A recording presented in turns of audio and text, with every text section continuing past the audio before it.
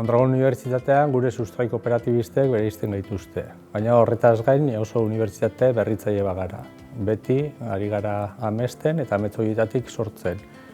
Berritzaileak bi aspektuetan, produktuetan, lan merkatuak eskatzen dituen pertsonak hezten eta baita ere prozesuetan, prozesu pedagogiko berritzaileak garatzen. Unibertsitateko ikasketak bukatu berritan, Humanitate eta Hezkuntza Zientzien Fakultatien lanien hasi nintzenetik aukeri eduki dut batetik lanpostu edo zeregin berrixetan eta desberdinetan ibiltzeko, eta beste alde batetik formatzeko eta etengabe ikasten jarraitzeko. Bi alderdi horreik positiboki baloratzen ditut, izen horrei eskerrak jarraitu dut nire lanarekiko motibauta egoten eta horrek lagundu duz profesionalki zein pertsonalki garatzen.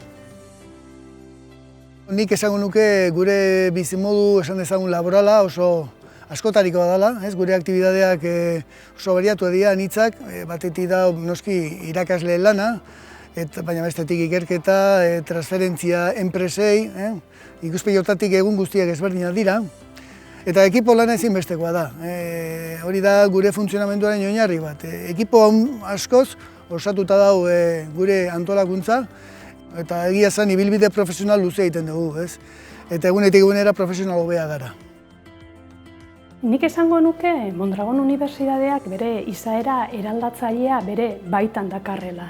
Alde batetik kooperatiba izateak eraldaketarako tresna izatea suposatzen du, eta beste alde batetik gure fakultateetan ikasleei konpetentzia teknikoak eta traspasatzeaz aparte, saiatzen gara konpetentzia personal batzuk ere transmititzen. Etorkizunean eurak gure gizartearen eraldaketa prozesu hori bere gain hartzeko gai izan daitezen.